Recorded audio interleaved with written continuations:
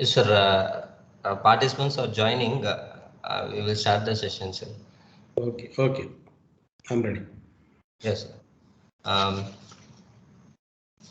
a pleasant morning to all the participants from various institutions, industries, research scholars, and students, and the faculty members of Anna University gathered here.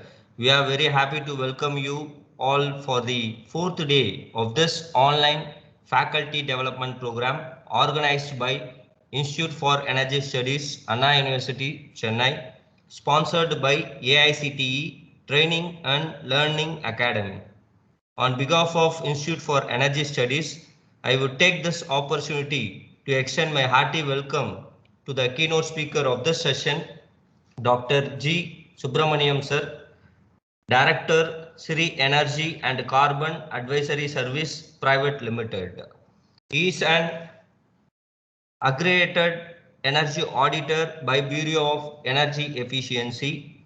He worked with National Productivity Council for 20 years in the Energy Management Division, currently heading Siri Energy and Exergy Carbon Advisory Services Private Limited, Hyderabad as CEO. His education includes he has graduated in chemical engineering and did 2 years PG certificate in energy management and completed doctorate on climate change and energy conservation.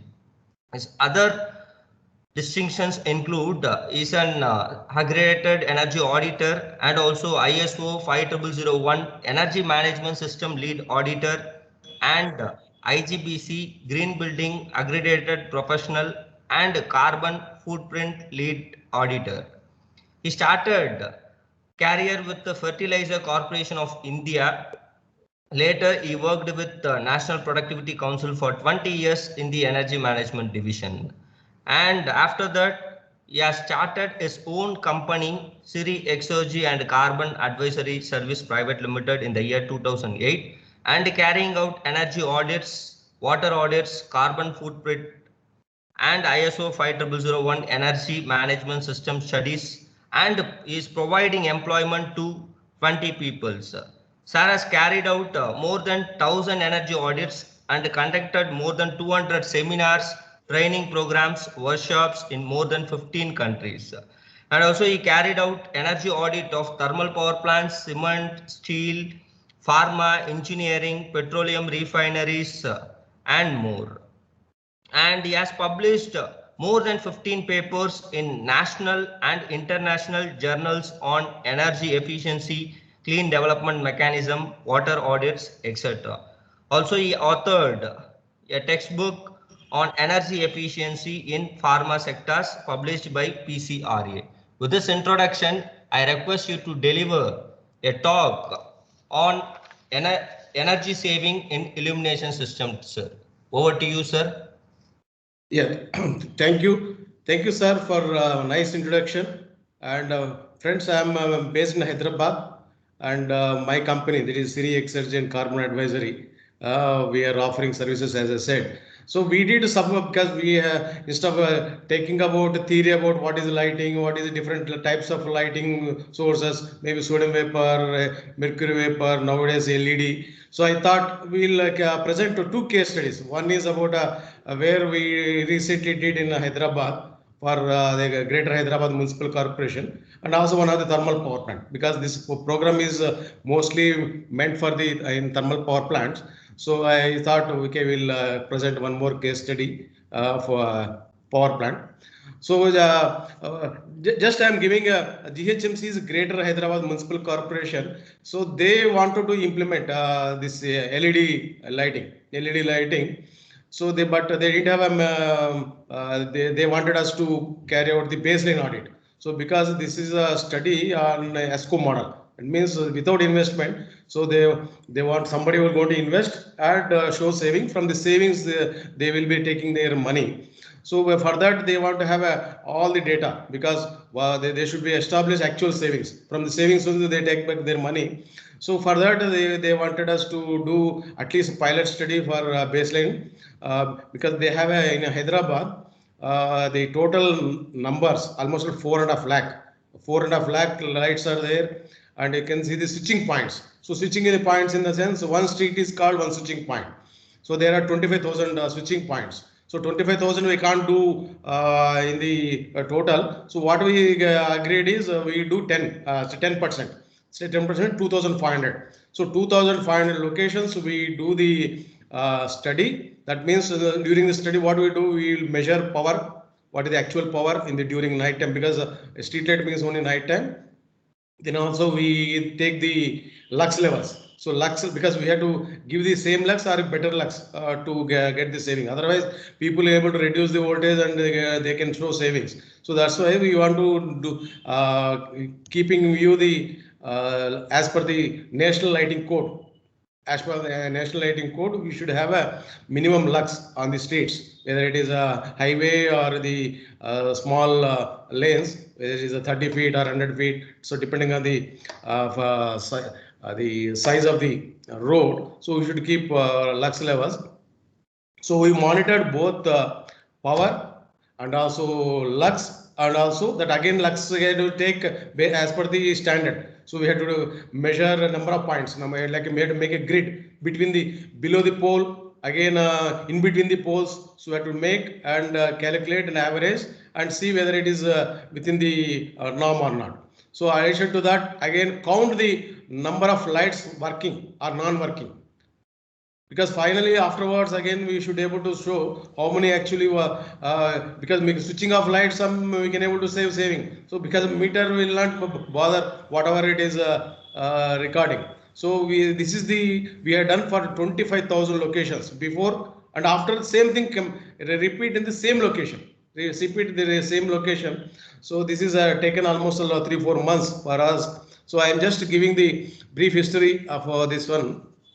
In fact, we did this study somewhere in 1819, somewhere around 2 years back. So investment plan is, are you able to see the screen? Brief about GHMC? No, so it's in the first slide, sir. Still in the first slide? Yes. I'll again share the...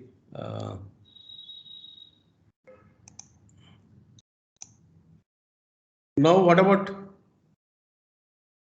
Is it visible? Second screen, yes, brief about GHMC? Yes, sir. Second slide. Oh, okay.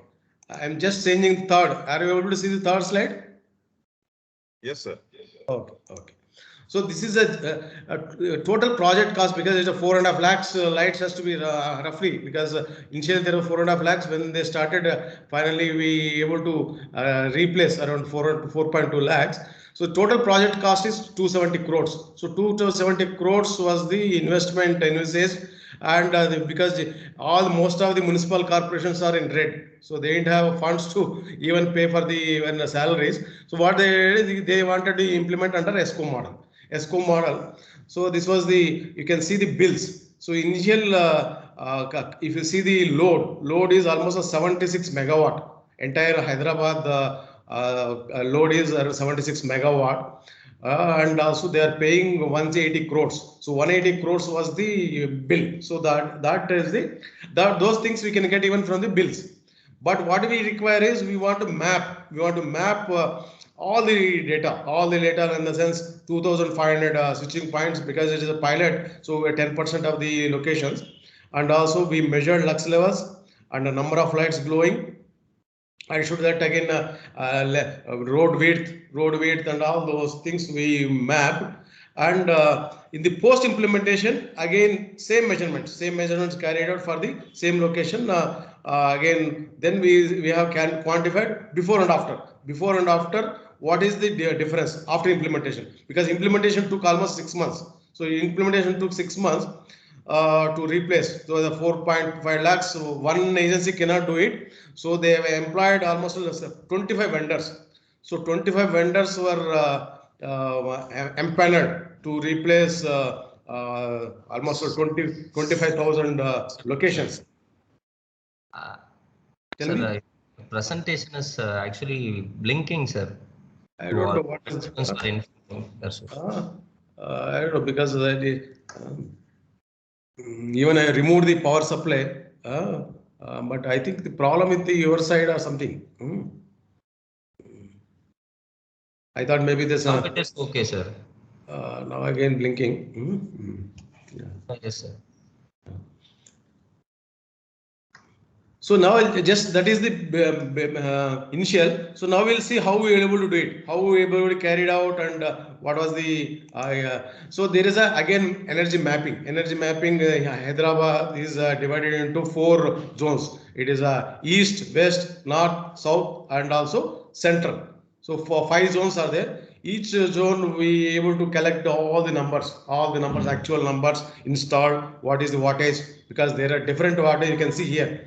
40 watts, 70 watts, 120. Already some LED was there. Already out of 4.5 lakhs, hardly some 937 was there in the initial when we started this study. Then 150, 240, and 400. 400 watts are mostly for the high mast. Wherever there is a circle is there. So central circle, so there is a high mast. So there are the numbers. So you can see this one connected load 70 megawatt. Sorry, it is 67. But if you see some it almost it has come to some non-working, because non-working also we calculated because if you see this is a connected load, these are of the numbers, because most of the lights if you see measure it, so there will be again a voltage is different, then there is a power factor and all. Sometimes they take more than the connected load. Suppose there is a circuit having 200 watts, suppose one bulb, so it may be taking more than the connected load. So that's why what I told earlier, it is almost a 72 megawatt, actually including some losses, everything. It has come to 72. I will see. Will show the what are the things. So this is now. In fact, this 4. Eventually we wanted to retrofit 4.5 lakh street lights in Hyderabad in GHMC. You can see the paper press release. The press release. Now, one more thing you could have seen. This is one of the world's single largest project of its kind. Words go people now it is LED is almost common. LED common, many throughout India people have implemented, but of this size is a rare. So that's why this project is called world's single largest single project. The project implemented ESL and an ESCO model, and our role was as a third party, because we are not, of course, this study was given by the GHMC, and we are not nothing to do with ESL. ESL is only the implementer, and our role was to, as a third party, we should able to prepare the baseline and also monitoring it and verification. Afterwards, when they implement, again we had to verify and certify the actual savings. Certify the oil savings. That was our scope of work given to us. So this is a project presented. This is what we did is we have measured almost 2,500 locations, and all the we can see east zone, west zone, all finally it is a total it. Then we have seen how many are actually running, because in the initial, so though maybe there are for 4.5 lakhs or 4.2 lakhs, all may not be working, because some are fused, some are not working. So that also we captured. Measured load. So measured load and also connected load. You can see here. Now total number of services we find, because the 10% we calculated, the supposed to do 25,000 or 2,500, but it has come to only some 10%, because we had to do only 10%. So when we connect a number of lights, it is coming to some 23 out of 400. So that means we have taken data for 2,300 numbers of lights, and see this one as the measured load, but there is a percentage increase in decrease measured in glowing connected load. We found their total measured load is 14% more than the connected load.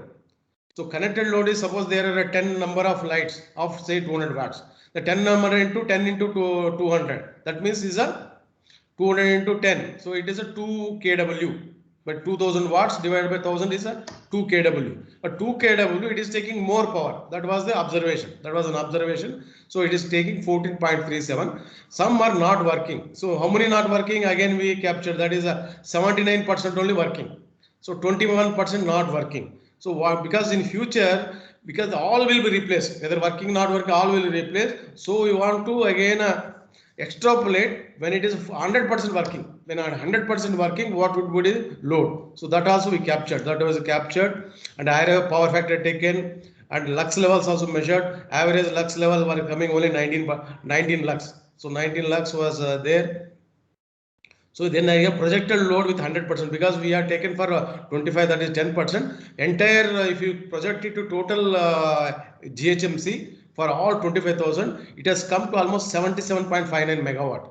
You can see projected load with 100% glowing, because at 100% glowing 79 point almost this is the. So now against this one, what is the actual savings? Actual savings again we will see in next slides after replacement.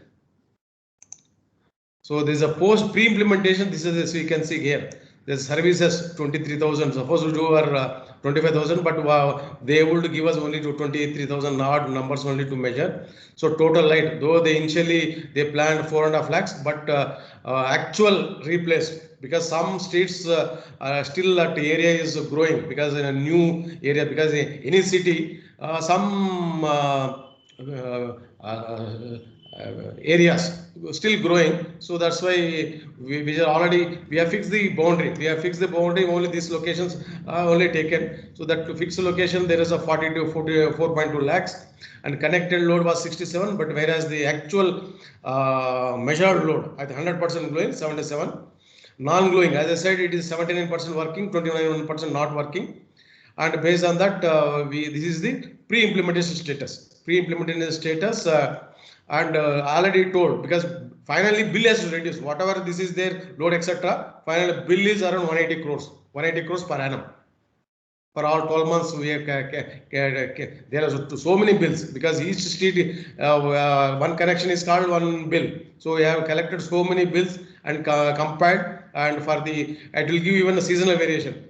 But mostly street lights work for 12 hours, but summer they may work only for 11 hours. The average will come to only 10.2, 10.3 hours, because they start at around 6:30 and morning up to 6. So there is a less than 12 hours, whereas in winter slightly higher. So even if average we have taken, though it is 12 hours, but that also they captured. Otherwise we can't, just for calculation purpose, we take so many numbers into wattage, into number of working hours. So that cannot, that they didn't agree. So that's why we have captured in each and every parameter, so that there is no dispute in future. So then what is the guaranteed saving as per the ESCO model? What is the ESL has guaranteed for 55%? They said we can able to show you 55%, and they worked out there was 7-year repayment period. So 7-year repayment period they were, and cost also was as told. As I said, it is a 170, almost 180 crores, 117 these lakhs you can see, 179 was the big baseline. And post implementation here itself we are compiled. Post implementation has come to only 80 crores. That means almost 100 crores saving. So 100 crores, that is 98 point something was the actual saving on the bill. And the projected again even get more. Suppose if it is if you are 100% glowing, so you can saving will be much higher. So overall consumption, overall saving, though you have given this 55%, in fact we got actually 65%. This is expected. Whatever written is expected. What is actual achieved is, now we'll show some of the other slides. Where is it? So we able to capture street to street. We have a lux meter. We have that again for even capturing lux also, we can't go to the very close to light. So there is a on the floor itself we have taken, on the floor of the road we have put our energy. You can see here lux is showing 37. So our people are measuring using energy meters. Energy meters each we captured all the parameters, kW, kVA, power factor, and also even some places even harmonics. So all they carried it. So there is our day and night. The almost what we do is we go little early to achieve. We ask them to switch on. Ask them to switch on, so that we can leave the existing load will take. Then after once it becomes dark, then again we'll take the lux level and all. So it used to take almost, I don't know why it is blinking. Yeah. So this is how we did the field work. And so this is how we calculated, because 40 watts replaced by 18. 40 watts replaced by 18. So how this 18 watts has come? So for this, there is again a test standard procedure is there to calculate what is the equivalent light, because we don't want to reduce the wattage and show the saving. So we should get the whatever is energy efficiency is not at the expense of comfort. So we should get a better comfort, even better light. Say that's why 40 watts, 18 watts is the equivalent light, and you can show this lux levels before after also. So how much improvement is there? So 70 watts as a 35. That means exactly 50% replaced. So 150 was replaced with 70, 250 replaced with 110 watts, and 400 replaced with 200. We can see this is almost 50%. But they guaranteed 55%. They guaranteed 55%, and we'll see what is the actual. Another thing you can see right side. So right side you can find one more gadget. This is also connected to each and every street. So this is called CCMS, Computer Control Monitoring System. Is a computer control monitoring system. Here all energy meter is there, and also even record it has a sensor. Suppose it will real-time sensor. Real-time sensor, then the when to switch on the light, when to switch off the light, depending on the actual sunrise and sunset, not based on the just by the lux level or the hence light intensity. So it will record, because we have a number of data of the past data when in Hyderabad city where is a sunrise sunset. So this data already captured based on the real time clock. So this will switch on, switch off, so that there is no people say no, they by 1 hour, half an hour extra they switched off and got savings. So then another one is this is a dashboard. This dashboard available now in that CCMS in the control station of GHMC in their head office.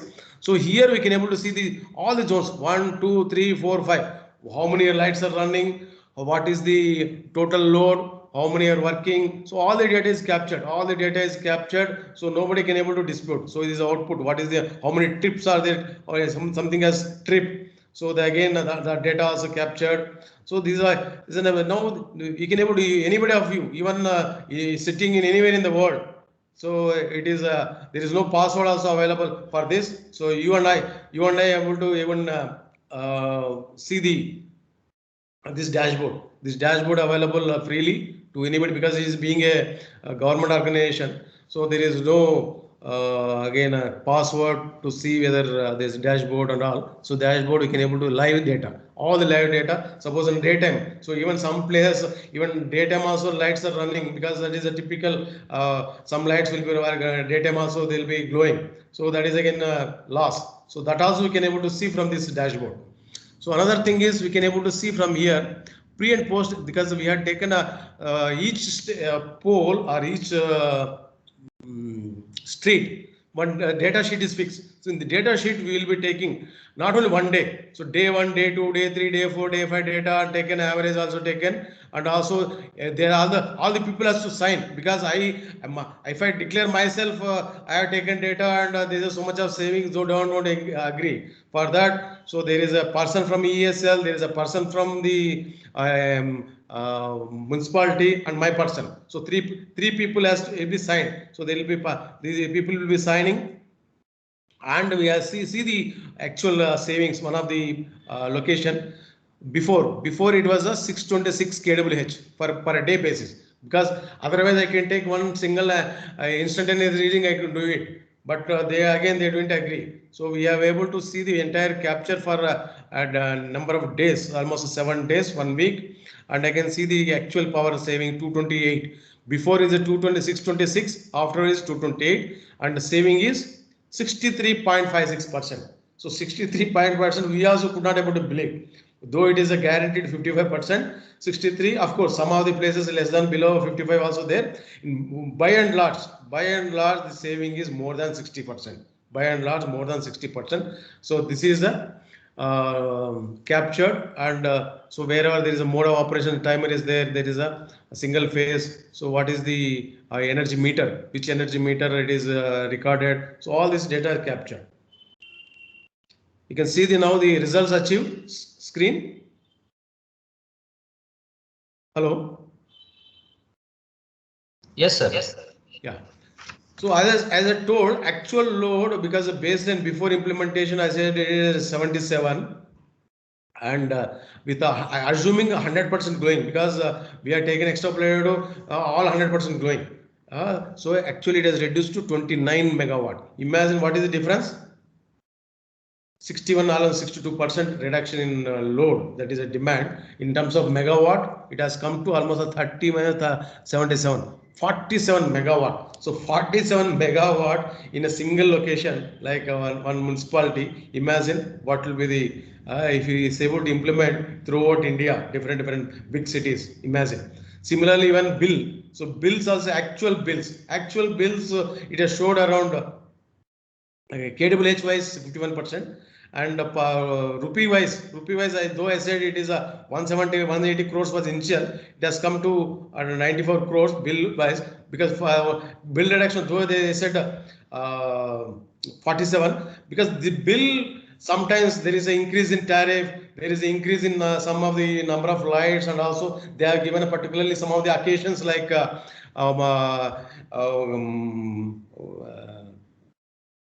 like Ganesh Chaturthi. So Ganesh Puja and all those times. So they are giving additional connections for some of the people in Hyderabad. Ganesh Puja is a very big festival. So almost all Navaratri, like 9 days we will celebrate. So those are also recorded here. So that's why. So we told them that has to be segregated. So that's so there is a, if you see go by the load itself 61%, nobody can able to dispute. So these are also available on the dashboard. So then energy cost, though the bill has to be received, this is the actual saving in bill reduction. Then we quantified what is the reduction in carbon emissions. So carbon emissions also quantified. So this almost 51%. So 51% reduction is post implementation is 96,000. Earlier it is almost 1,97,000. So it is more than, that means 1,10,000 tons of carbon emissions, that is GHG, greenhouse gas emissions reduced.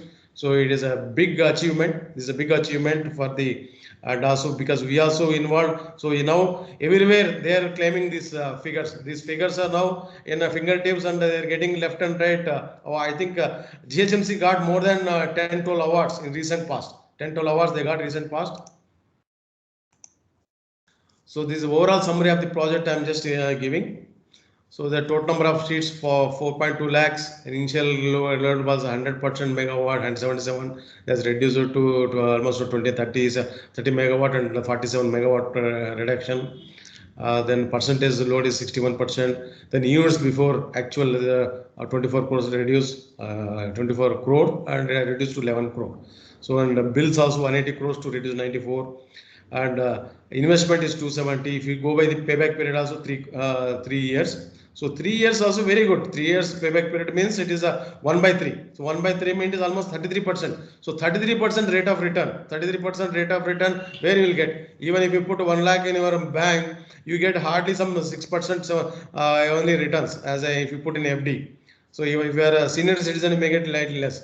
So there is again reduced in GHG emissions of more than 1 lakh. So this is the overall summary of the project. It is a really I feel it is the most successful project implemented, and we are happy to associate this project. And we also got one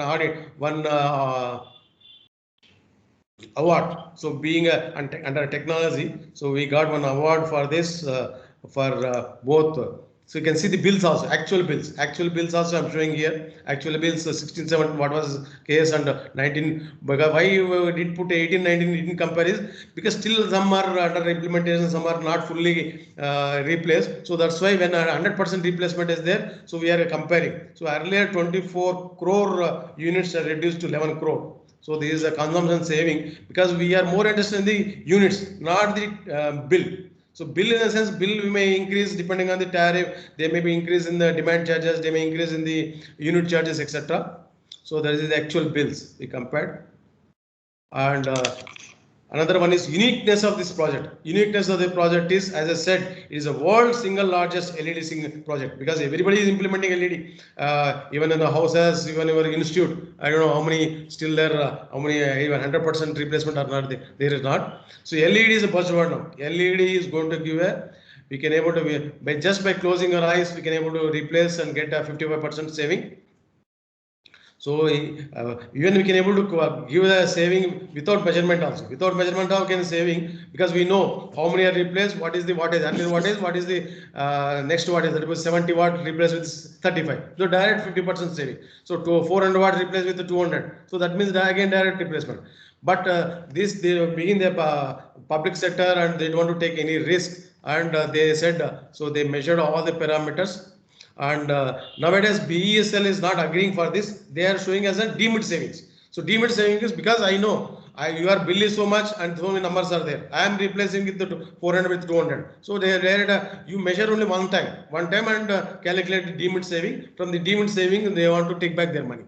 So energy bill reduction of almost 94 crores, etc. In addition, this is another major thing. Major thing is, though we said a bill is reduced, there is a 30 crore saving annual maintenance. Because earlier, for each street, there are 2-3 people are there. 2-3 people are there to switch on, switch off, and also replace their, because any street light, we have to, there is almost 12 feet or 13 feet height. You have to, at that height, you have to go and replace. So that is again a big maintenance problem. So another, they have to maintain inventory, huge inventory they have to maintain of different types, because 4.5 lakhs, how many is going to burn? They are going to, so another thing is, there is a lux level improvement of 60%. So with the 60% lux level improvement and the saving is 61%. So this is again a major achievement. And glowing percentage improvement problem is, many of the places the lights are not glowing. So there is a 77% to 97%. Almost even after LED also few places is failed because of different reasons. So there is a glowing percentage improved almost to 97%. GHMC reduction 1 lakh tons. The complaints are reduced drastically from the public. Earlier, many people, a lot of complaints they used to receive. Lot of complaints. So these are above all benefits without initial investment. So without initial investment, so there is a GHMC is getting benefit. Of course, ESCO also is this is a ESL. ESL, they are getting their money back from the actual savings. This is a proven case study that can be replicated not only in India, worldwide. So worldwide, because LED is now become a common practice. LED has become a common practice. Of course, in LED also there are different types of LEDs, different types for application, different colors are available, different application by the high mast, different application of house. There is a warm light, so different colors available. So overall is this is the, so now have any doubts so far? So because I am going to next case study, so I want your feedback. So if your feedback or your questions on this case study, or we can have a question answer later at the end.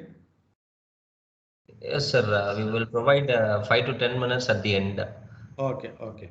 So this is the overall uniqueness of the project, and many various forums we also presented, and many people are doing project work on this. So because this is now, it is internationally published, all the data available. Even you can also see today also now we can see the dashboard.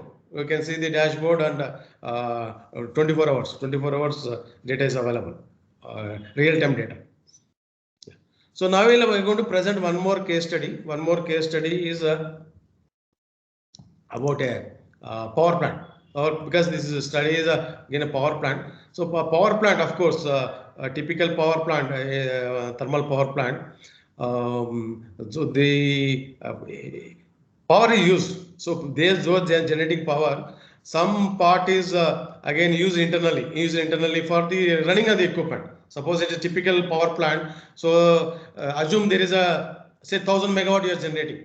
So 1000 megawatt is generating, but almost 6 to 7% is auxiliary consumption, that is consumed internally. 6 to 7% consumed internally for the running of the boiler. You need ID fan, FD fan, there boiler feed water pump. So then there is so many conveyor system. There is a coal handling, ash handling, then offsites, cooling water system, cooling towers. All has to be operated, including station lighting. This is station lighting. I'm not talking about the colony. So colony is separate. So within the plant, there has to be operated. So for that again, you need some auxiliary consumption. But though I said around say 6 to 7%, that means out of 1,000, 7, assume take a case of 7%. 7% in the sense 70 megawatt. So 70 megawatt is the typical hourly consumption. 70 megawatt is hourly consumption for a typical power plant. So that in that how much you can able to save based on our energy efficiency. Because now we are talking about only exclusive lighting. So lighting we will give a what is the contribution of lighting. So because 70 megawatt contribution if you see lighting is very nominal. Lighting contribution less than 1 megawatt. I will see actual figures. I will see the figures. What we do the energy audit of typical power plant, not only power plant, any industry or even including your building. Suppose if you give us a building, even any like in your institution. So we'll take the lighting load measurement. So we'll take the lighting load measurement because sometimes with the total problem is many of the places there will not be a separate feeder. There will not be a separate feeder for lighting. So all your other loads, fans, even ACs also connected to the same load. So that's why you should be able to segregate or switch off ACs, switch off fans and take a total. Otherwise, you have to, maybe you can measure in one of the 3 rooms and extrapolate and see if it is a particularly power plant. This is not the case. Power plant, what is it? They have a lighting distribution transformer. That is lighting LDB. So LDBs will be there. So from the LDBs we can able to take the total light measurement. Then again lux level measurements. So lux levels we can able to measure. Again there is a method of measuring lux levels. So we have to make a grid and take a number of points. Number of points you take and take average. Then population survey. So population surveys and other types also required. So maybe 40 watts, 50. There may be 100 watts bulbs. Still many people are using incandescent lamp for emergency purpose. So there is a sodium vapor, there is a mercury vapor. So those things. Again, a sodium vapor, there is a LPSV, that is low pressure sodium vapor, high pressure sodium vapor. Those things, that is population survey. Then voltage profile also we capture. So voltage also, because it's a voltage keep on varying. Though it is a generating station, so they will have people say we require only 230 volts, but most of the time we found the actual operating voltage is a 250, 260, even 270 also they maintain single phase voltage. So that's why we monitor voltage profile. And what is existing control? Existing control means only switch off or their timer is there. So even some of the based on the light intensity, we can able to switch off, switch on. So those light intensity are there. Those are some places maybe occupancy sensors. Occupancy sensors are there. Those are things we captured in our audit. So what are the places we measure? We measure in the power plant. These are all UCBs. That means control rooms, unit control rooms. Then TG hall, that is turbine generator hall. The huge hall will be there. All the turbines. Maybe they sometimes different number of turbines. Suppose it is 210 megawatt, maybe there is stage 1, stage 2. So stage 1 there is say 5 units, means 5 turbines. There is stage 2 again number of turbines. So all the mill areas, there is a coal mills, there is a pulverizing mills will be there, ESP area, electro transfer, an air compressor, then fuel oil station. There is a initially first start though the coal based power plant, still oil is required. Why oil is required? To start the plant, initially burners, so the oil will be required, either furnace oil or the HSD or the LDO. And even there is some changeover, mill changeover or low load. Suppose running plant has to be run at low load. Suppose 500 megawatt is running at less than 250 megawatt. At that time, again some support, oil support is required. Otherwise, plant may tip. Yeah, so oil location, DM plant. So water treatment plant and suitable pump house, fire station, service building.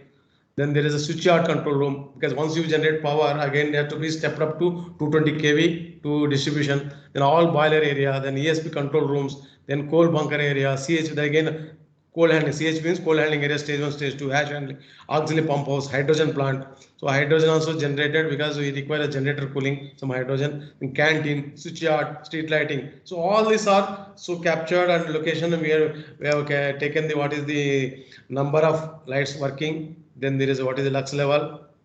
Then also the wattage, that population. These all things taken. So lighting load, as I said, so though it is a say 1000 megawatt, but this in fact this plant was to almost 2400 something megawatt. So you can see the auxiliary power consumption was 7%. As I said, 6 to 7% because the stage 1 units are slightly higher. Stage 500 megawatt, that is a supercritical, super thermal, they have a 5%. So average come to 7%. Then see what is the contribution. It is only 0.79%, means less than 1%. Though it is you can see more than 70 megawatt load, though it is 70 megawatt load, but actual power contribution of lighting is only less than 1%.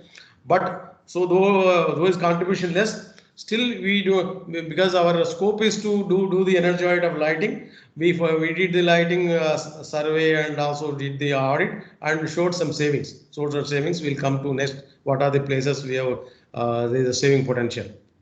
Of course, this is at that time there was not having a LEDs. So you can see here floating lighting load daytime and nighttime, because you can't take one reading and say it is a total, because of daytime and nighttime. So daytime also some control room, some locations still lights are on. So you can see 776, even daytime also 776 kW and nighttime almost 1.2 megawatt. So then they have to take average. So take average. So unit 1 unit, there are 7 units. 1, 2, 3, 4. The 1, 2, 3, 4 are 210 megawatt.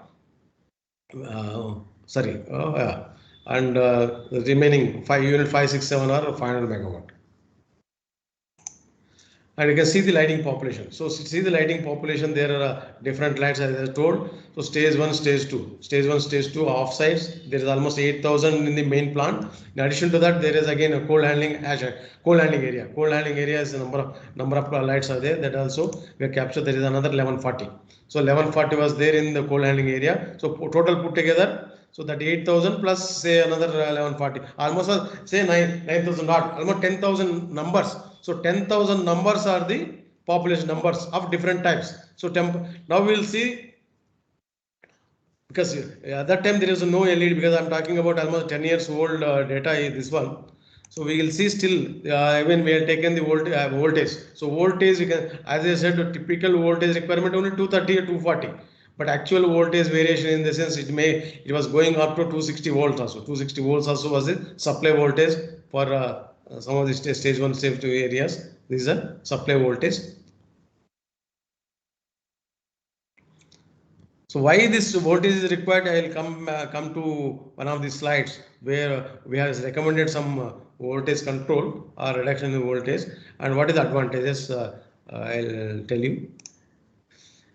So lux levels also we captured. Lux, what is the minimum maximum? Because we can't take average. Minimum maximum are taken. Then there is a what is standard. So what is the standard? Many places you find. So my standard is 50 to 100. Here also 50 to 100 is the average. Maximum only 58 is still maximum. So average also still less. So we wherever, so our energy audit not purpose is not to reduce only energy. Suppose you are giving a bill of say 1,000 rupees bill, and you ask to reduce the energy bill. I will reduce some of the switch off lights and show saving, and even reduce the voltage and also reduce the lux and show savings. So that is not the case. So our purpose was so maintain the lux levels, and also as per the standard, whatever, because each area there is a standard. So you can see the NLC lighting national lighting code data.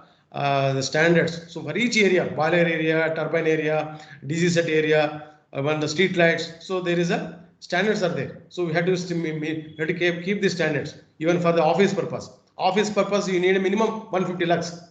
You want to run even office in the sense, even in your college, suppose you are working in your staff room 150 lux is there. Suppose you are a control room, so you can see control room almost minimum is 200 lux is required. So like that, standards are there for some for industry, and some standards are there for the, because we have done not only for the street lights for the municipality and also for the power plant. We are done for some of the refineries, oil refineries like Chennai Petroleum. That earlier days Madras refineries, all some of the IOC Indian Oil Corporation refineries we did. So they go by there is a board. So there is a petrol board is there. As per the board standard, they have to maintain. Otherwise, they had to, sometimes you had to increase the lux. Not necessarily we had to sometimes that means increase the lux means we have to increase some of the number of lights. Suppose earlier there is two only there pole to pole. Maybe you had to put one more pole inside in between and increase the load also. So that is the purpose of our audit, not necessarily only to reduce energy consumption. So average replacement, because one thing I want to clear, because though I said there are around 10,000 lights, so 10,000 lights are there. You can see the replacement, average replacements of lights. So 1 year, because if it is old data there, almost all 9,000 out of 10,000, 9,000 are replacing. That means almost all every year almost one replacement. So why this is happening? Because of one reason. Why this is happening is because of high voltage. Whenever you see, even your night time, suppose you are in your house also, suddenly you get up at midnight, at 12 o'clock or 1 o'clock, you switch on light, suddenly it will blow off. It will fail. It will mainly because at that high voltage, if you suddenly switch on the light, it will go because of high voltage. So this is happening. So that's why we capture the what is the voltage, and I'll give the one graph also. What is the failure rate? So when voltage goes more than 230 volt, what is the failure rate? So what is the energy consumption options? I'll just, because that so far what we captured is the baseline. So what we captured is the baseline. Now comes to the how we able to show savings in a given a circuit. So saving by controlling supply voltage. Supply voltage, I told you we have given voltage going to almost all 250 volts, even 250, 260. Suppose you want to bring it to say 230. So the 230 means what is the difference? We can say that is 30 volts. So 30 divided by 230. 30 divided by 230 is more than so minimum saving potential. So what is saving potential? Maintaining the voltage to maybe 220 to 230 volts. Either by installing lighting energy saver or by tap changing, because any transformer there is a tap changer, so they will be giving a plus 10%, plus 5%, plus 0, like that. There is a negative side and also minus also, minus 10%, minus 5%. So there will be tap changing, but just simple tap changing that also can be done. So there is a, so we by changing one is with investment, without investment. Energy saver we actually we calculate energy saver with investment. You can see the 90 paise, because why 90 paise is any of the most of the power plants the cost of generation is very low. Though we are buying power at 6 rupees, 7 rupees, and but actually if you see now also there is of 10 years old data, but even now, so the actual generation cost is only 2 rupee 40 paise. 2 rupee 40 paise, but they're selling it to the consumer 6 rupees, 7 rupees. So this is one area for voltage reduction, and this is the, you can see life of the any fixture, any life of the any like get reduced drastically. You can see this is a life to 2000 hours, whatever to 20,000 hours. So it will drastically reduce when the voltage goes up. When it goes up, it will drastically reduce. So that based on that, that's why they are able to replace every year almost all the lights. So this has one advantage is by reducing the voltage. One advantage we are reducing the power and also life of the fixture. So that means investment also, that maintenance cost also reduce. So that is the main advantage. Then electronic ballast. Earlier we used to instead of standard ballast, there is having aluminum ballast or etc. So copper ballast. So the typical 40 watts used to consume almost 55 watts earlier. 55 watts they used to consume on single tube light. So this is the case where there is still conventional lights are working, whereas nowadays people are able to replace with 18 watts LED. So this is also one of the area. So because if you go for the electronic ballast, it will consume hardly 6 watts. So 6 watts, that means what is saving? Earlier 55 to 46. So 55, that means 11 watts saving. Power consumption electronic ballast, so the reduction. So that is a saving area, because there is numbers. So numbers are almost 2,500 or 3,000 numbers are there. This was another area we used to recommend wherever we used to go tube lights replacement for the electronic ballast. Of course, there is a lot of failures. Earlier, there are a lot of failures of electronic ballast.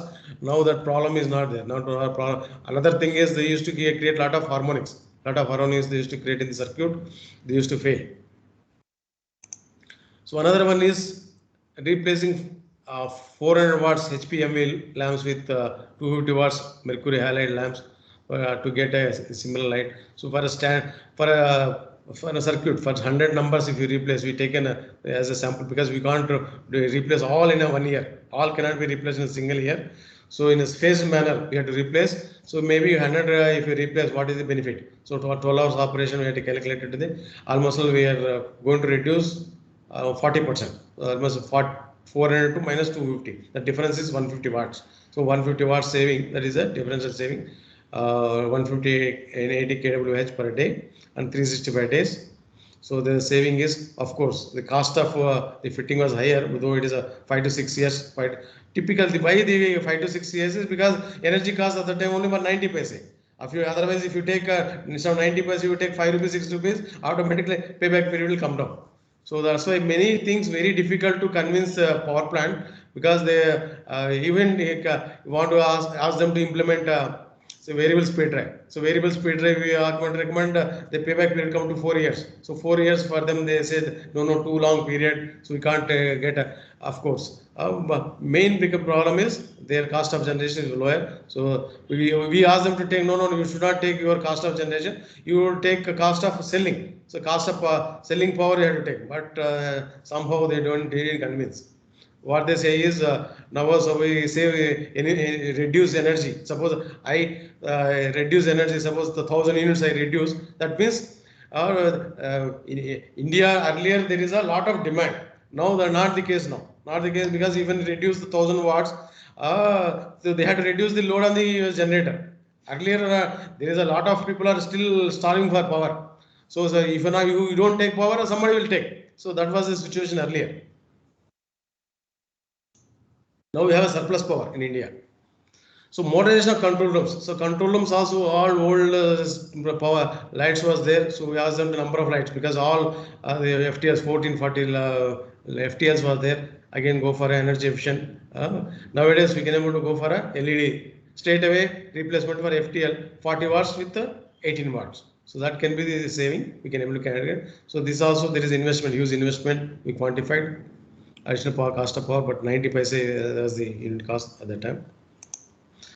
Then the station lighting energy saver for street lights also, because one is for the main plant, that is called station lighting. Then there are some street lights. So street lights also again lighting energy saver. What it does is again it reduces voltage. It does it reduces the voltage because the power what it required only 220 230 watt. It is they reduce. Whereas if you this is thing even people used to implement in industries. But industries, I don't suggest, but problem they also want to show saving. So many people have implemented this further reduction. So instead of 220 volts, they reduce it to 190 volt. 190 volt, it may give lighting, but lumens will reduce. Lumens will reduce, but with our naked eye, you cannot able to recognize. With the naked eye, you cannot able to recognize unless with use a lux meter. So this is another period of simple payback come to almost 4 to 5 years. This is one of the option. So like this. There are a number of even lighting. Give me any circuit. Give me any circuit. We can able to reduce. We can able to now. Nowadays I said minimum 55%. So minimum 55% I can able to show saving. Yes. Even some places already LED is there. So even with LED, what we did in the Hyderabad Municipal Corporation. Though the actual reduction was supposed to be only 50% because they replaced 400 with 200, 70 watts with 35 watts they replaced. So why you got more than 61%? Main because of again the control. So because that controller instead of 12 hours, so it actually captures the actual nighttime hours, daytime or nighttime hours, and accordingly they'll switch on, switch off. So that is one thing, and also. After replacement, there is a lot of improvement in the even power factor is almost unity. Power factor was a unity, so and also they that reduce the losses because earlier suppose they are getting only 0.6 power factor. So 0.6 means there is again I square loss. So I square loss was there, that also got reduced. So because of this many cumulatively, so there is a saving in almost 61% saving was there. So now I invite any questions from all of you. Related to So what I said is, give me any circuit, we can able to show saving in the your lighting circuit, whether any your own household. Even we did some studies for our household. I published a paper on my home energy audit. So my home energy audit. Suppose I want to measure typical say 40 watts tube light. So with your normal energy meter, you can't record it. With normal energy meter, 40 watts and 20 watts, you can't record it. But I have an energy meter which I can able to even record for even watts. Few watts also I can even how much your laptop can consume, how much your AC can able to consume, how much your refrigerator can able to consume. So those things we capture and able to reduce our lighting load or whatever load for the house. So we can able to even minimum 30 to 40% we can reduce even household. It can be reduced. So this is what I want to convey. So for any question answer, you are welcome. Participants, if you have any queries, you can discuss now with our expert.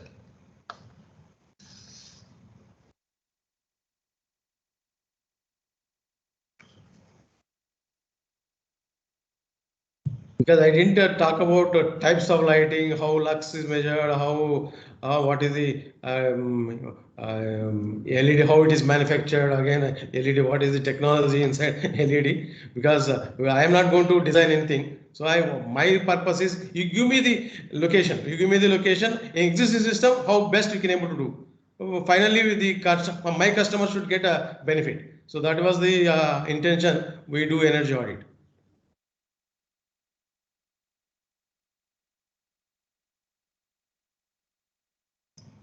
Sir, I think there is no doubts from participants. Yeah. So even what I said is, even if you give any circuit in the sense like a typical, I don't know what is the energy bill of your your college. So any because there are so many number of engineering. Even Hyderabad, there are almost all 300 400 engineering colleges. Some of the engineering colleges we did, some of the buildings we did. Nowadays, all the buildings, the consumption is lighting. Of course, lighting consumption comes to around 20%, whereas major load is the air conditioning load. Air conditioning is a major, but still we can able to reduce, but it will not be visible because as I said, it constitute only hardly less than 1% of the load. As a typical power plant load is only 0.7%. So 0.7%, so it will be you cannot sense the actual reduction. That's why we for energy audit we are not doing only for lighting. We will be doing like energy audit for entire loads, all the equipment total, because 70 megawatt is the load. So we segregate which is the major contributor. Pumps is contributor, or coal handling area, ash handling area, or the fans are contributor. So lighting, of course, these are last priority. Lighting is the last priority in a power plant. Suppose you don't get any saving in other areas, at least here we can show 55% saving. But in terms of units or the monetary terms, their contribution is very less.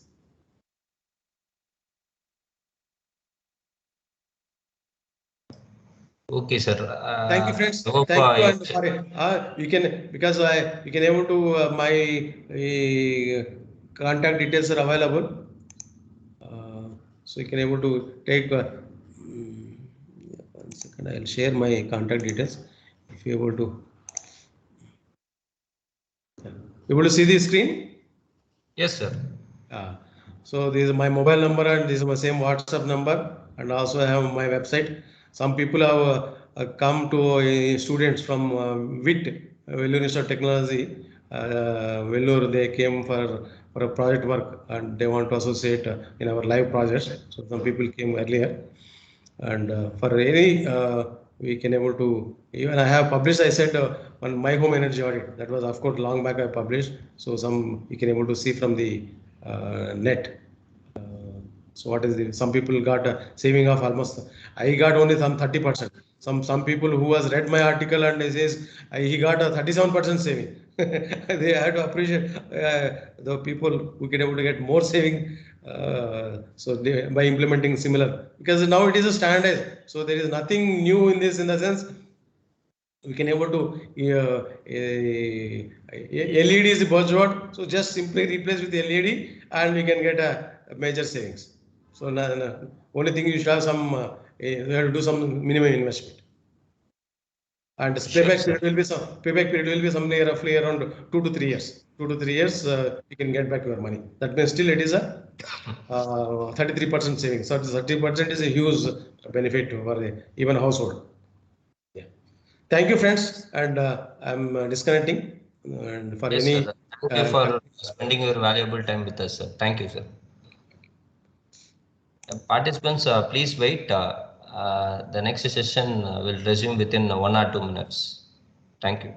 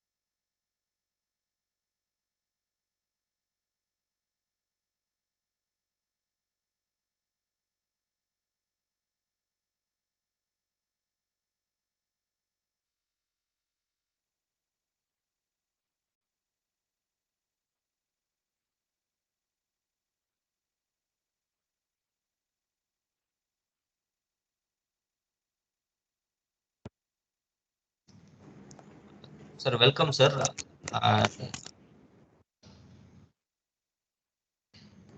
Please check. You can take the control. Yeah.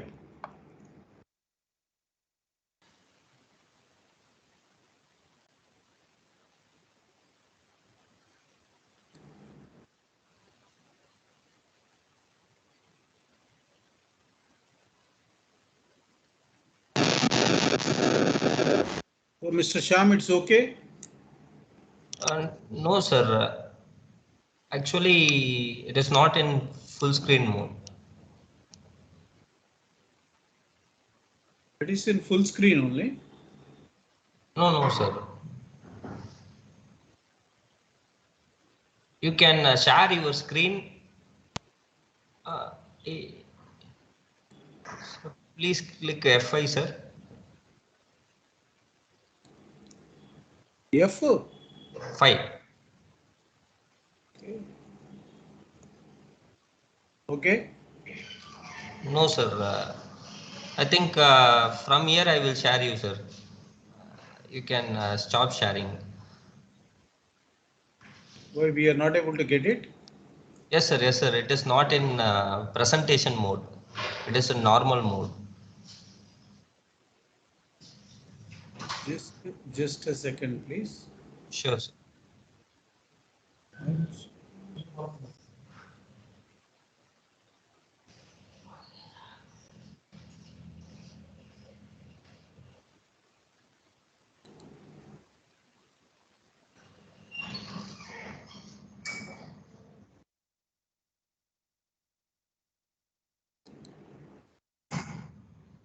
Is it okay now? Yes, sir. Presentation is visible, but it is not in presentation mode, sir. Now, is it in presentation mode now? No, sir.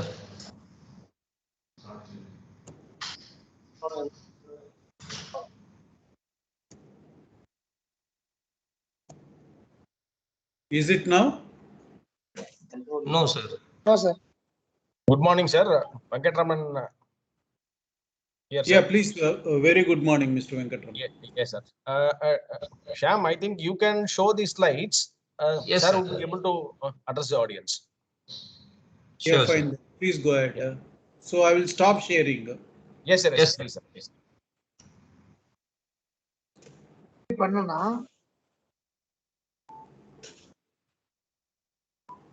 Yes.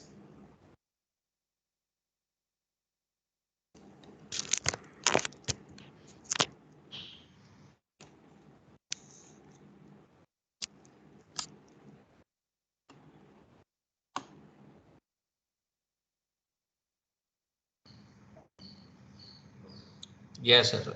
Now we are, the presentation is visible to all, I hope. Yeah. Yes, Shyam. Yes, sir. Visible.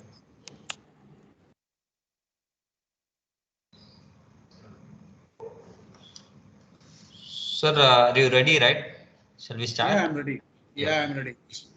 So, Yes, sir. yes, sir. On behalf of Institute for Energy Studies, I would take this opportunity to extend my hearty welcome to the guest speaker of this session, Mr. Segar Nori, sir. He is a founder and CEO of Skyshade Daylight Private Limited, pioneer in daylight technologies in India. He founded the company Skyshade Daylight Private Limited in the year 2007 with the vision to develop and manufacture daylight harvesting system for effective use of solar energy for building illuminations. In 2008, built the daylight product that is called light pipe. So that is sunlight transfer through pipes. In 2012, he established the first daylight lab research and development center for daylighting in India. In 2015, SAR has developed the first fully automated hybrid daylighting system. In 2016, he has developed lighting control system for manufacturing and warehouse applications. And in 2020, he received DSIR recognition as research center. And in 2021, SAR has developed climate responsive facade system for buildings.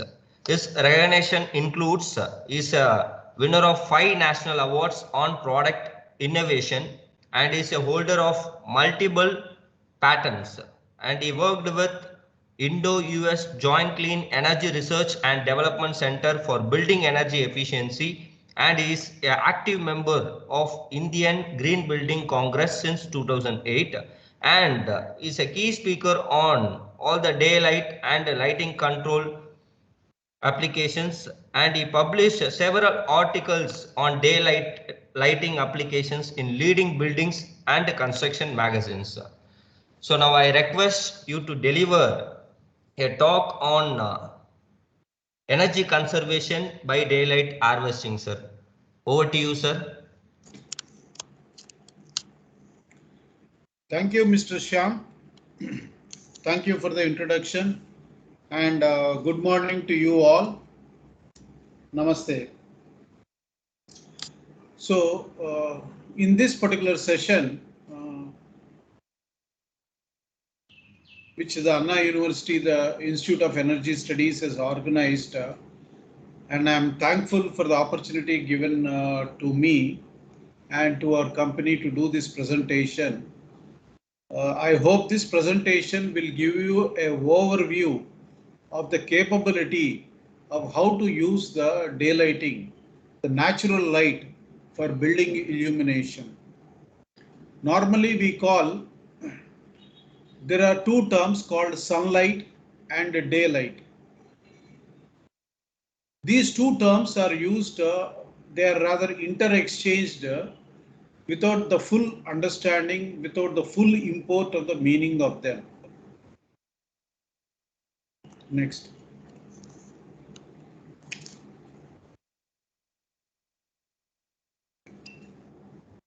So this is one of the major inspirational quote for all the architectural community and in the building, all the stakeholders of the buildings.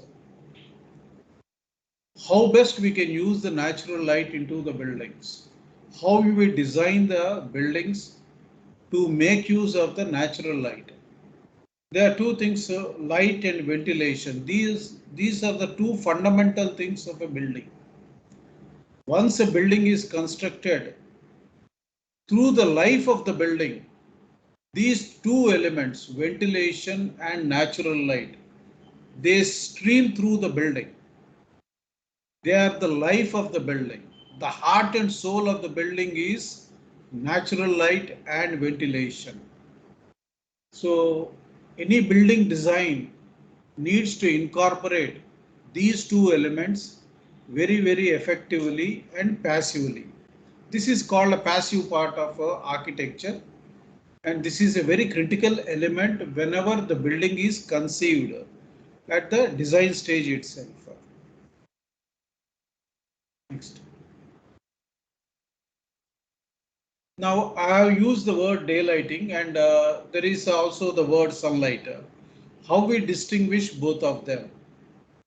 This is a basic thing. Sunlight is the light, the electromagnetic energy that we receive above the 400 nanometer wavelength level. And this sunlight, when it comes to the sun, and if this particular sunlight is used for proper illumination of the building interiors, normally this is called daylighting. This is the fine line of distinction between the daylight and the natural light. The effective use of this illumination into the buildings is what we call the daylighting strategy. So when you have a piece of glass on a building that is like a window, you get a lot of light through that window glass. But we do not call it as the building is properly daylight, because that light which is coming through the piece of glass cannot be used very effectively for illumination, because at some point you have a contrast, you have a glare, you have a bright spot, so that uniformity is missing through the space of the building, and there is a lot of glare, and we also find the hot spots and the heat also. Because of all these factors, normally we do not call this as daylight. We call it as simple, the sunlight coming through the windows.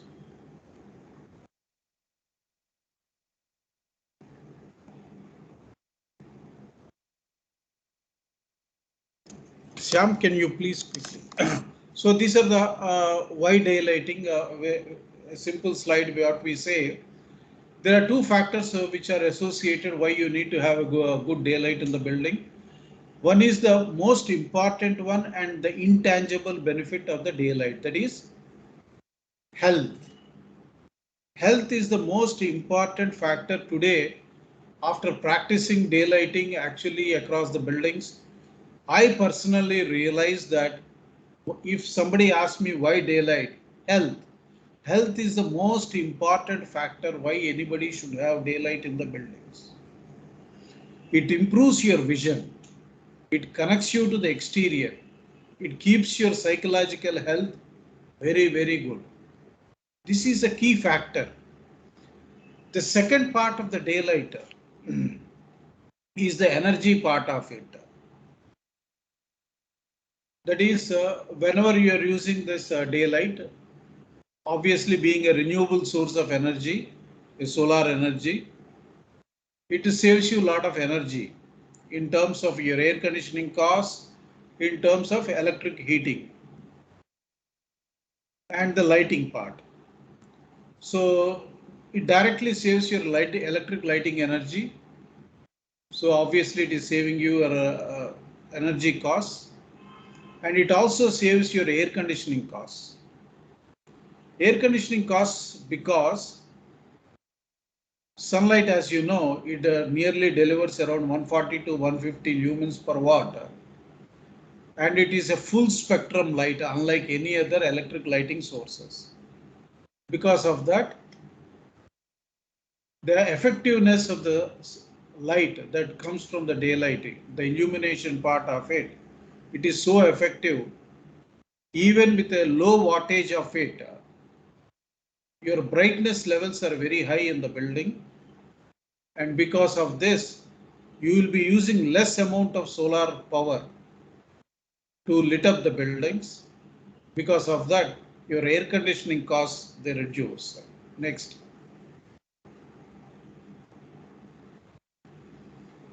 Because of all these reasons, we say that daylight harvesting in a building reduces the carbon footprint.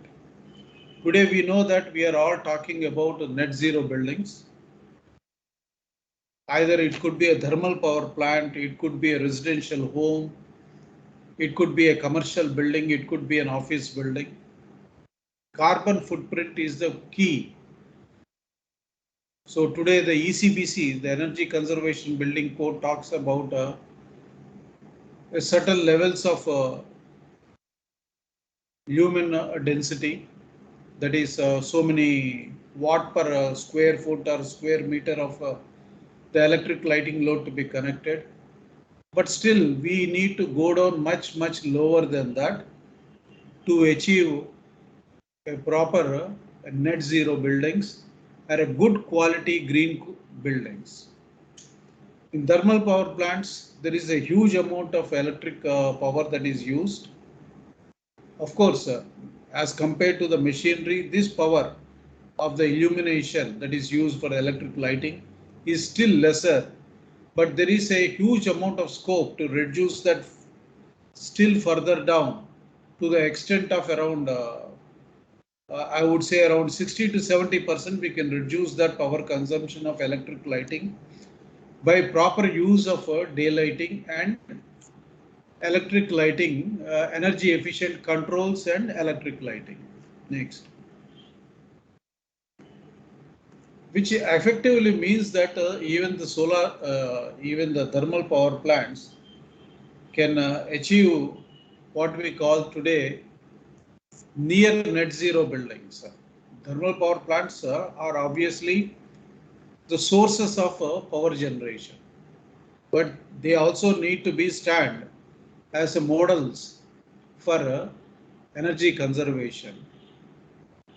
When the power generator himself is practicing this model of energy conservation, that will be the best thing to do.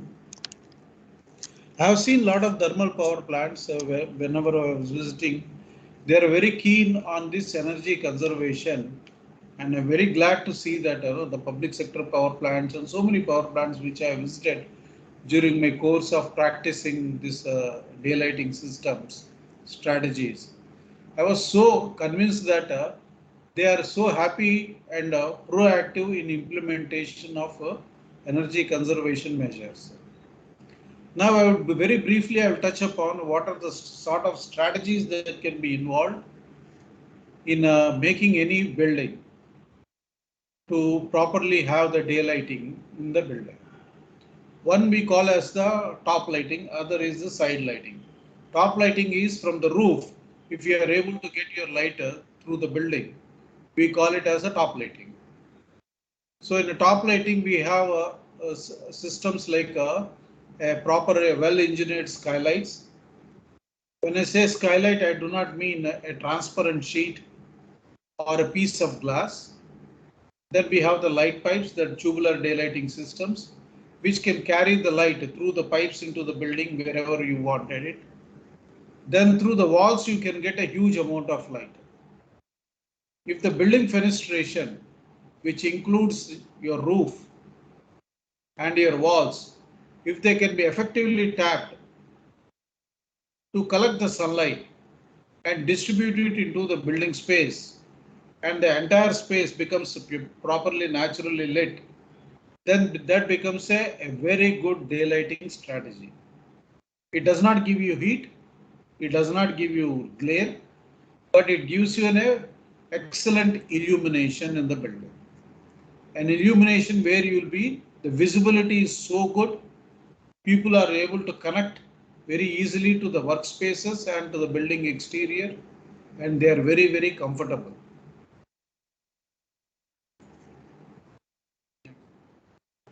So today we will talk about some of the very briefly. I will very briefly touch upon the strategies of it, but I will not go very elaborate into the very details of the product, because I don't think that is the intention of this presentation. Now, the light pipe is basically a roof mounted system, or it could be a wall mounted system, where it has a sunlight collector which is mounted on the wall, or it can be mounted on the rooftop, and it collects the sunlight. The sunlight collector collects the light, and through the connecting pipe, this light is transported to a distance of 40 to 50 feet length, or effectively 12 to 15 meters length, and it can deliver the light at that end point through a light diffuser. So you have an effective illumination of the building space wherever you require it. So this technology can be used for the basements of the buildings, or to any building where it has a false ceiling also, where from the roof you can take the light, or you can effectively deploy it on the side walls of the building and take the light inside. Next. So this particular slide, it shows how the sunlight is brought into a typical office building, where from the false ceiling you are able to get all the sunlight into the building. So the entire office space is properly lit with daylight. So it looks like as if it is an electric lighting. Unless somebody tells that it is daylight, you'll not able to recognize that it is a daylight at all. Next. So these are the couple of slides which shows how the natural light can be harnessed, and you can bring it into the building interiors. Next. So this is a Raebareli rail coach factory. The entire rail coach factory is more than 1 lakh square meters. It is fully day lit for a 300 lux level. So the building is around 15-meter high, but at the task plane you get around 300 lux of sunlight. So you see the uniformity of illumination across the floor level. Next. So this is the next concept, it is called the prismatic skylights. These skylights are typically they are double glazed. There is the top glazing which is used for collecting the sunlight. So the special glazing material is highly UV resistant, and it splits the natural light into small beams of light.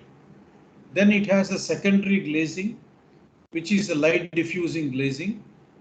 So whenever the sunlight streams through this skylight, which has a very high sunlight capture surface area, it gives you a very soft, uniform, distributed light.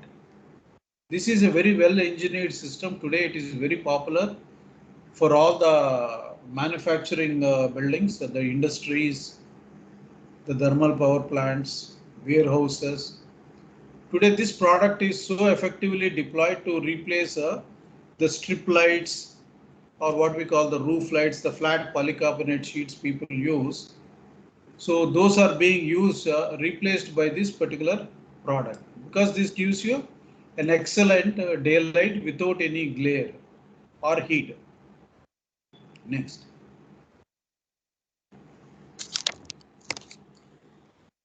So this particular picture, it demonstrates that here in this picture, the customer wanted nearly 800 lux of light at the task plane, that is at the work plane.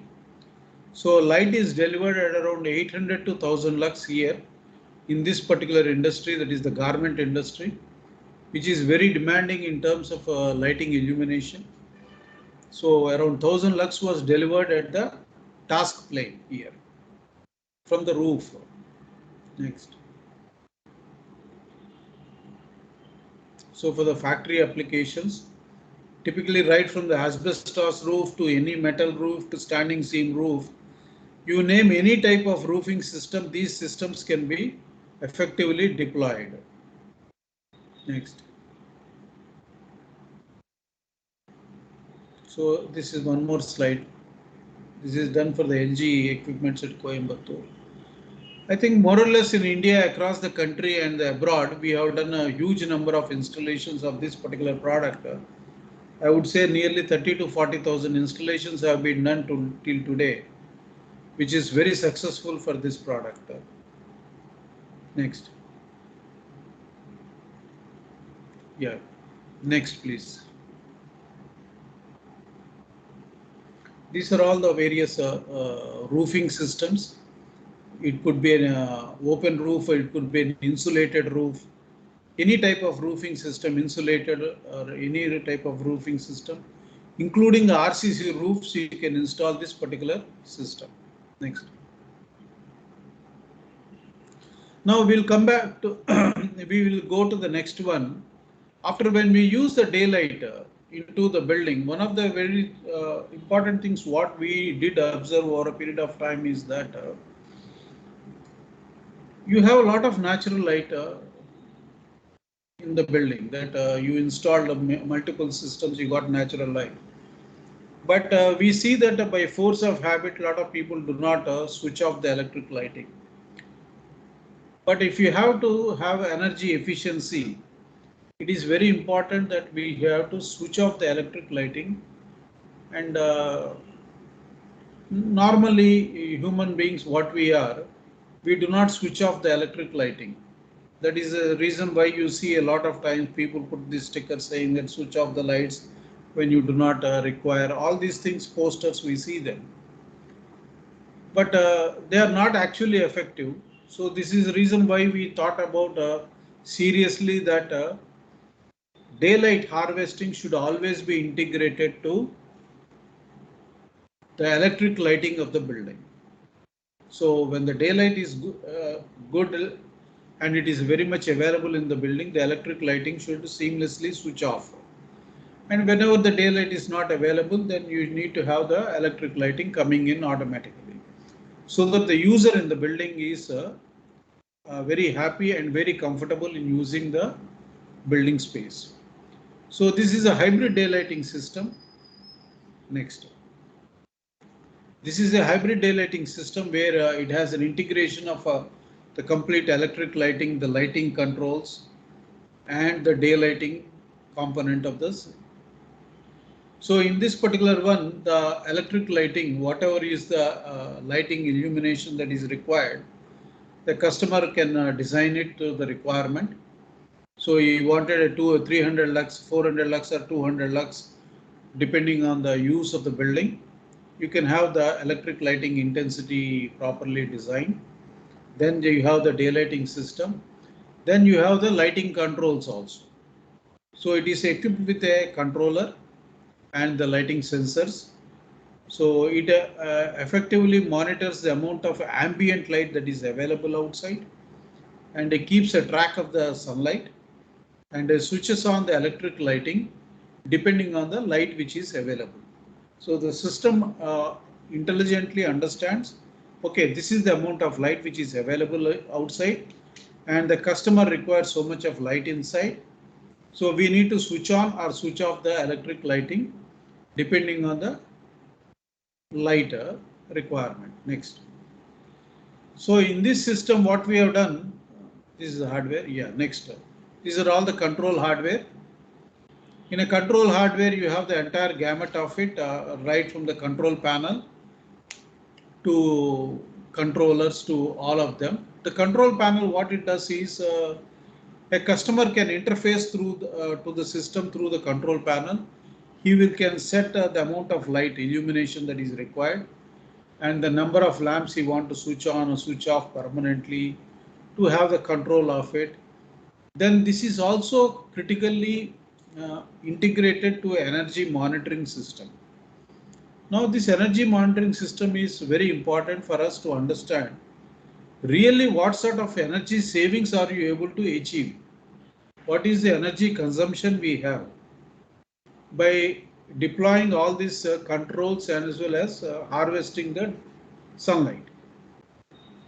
So this system does continuous monitoring of the energy consumption of the building through the electric lighting energy, and gives the customer a continuous data about the energy consumption patterns and the savings they are able to achieve. Effective next. And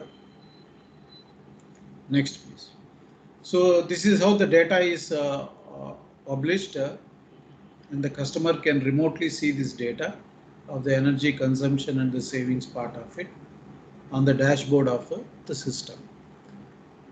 Next.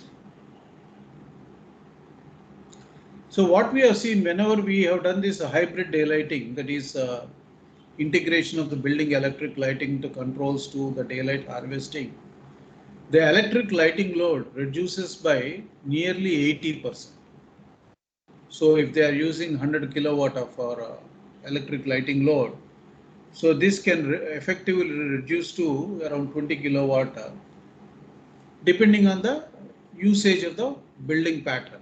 So buildings which are using that is the usage pattern, the building is around 12 hours a day, you will be able to achieve around 80% energy savings. If the buildings are of a 24 hours usage, probably our savings will be around 50%, 50 to 55%. Typically in the thermal power plants, because they run on 24-hour shift, the achievement of electric lighting energy consumption could be nearly 50 to 55% savings by effective usage of this particular strategy. Next.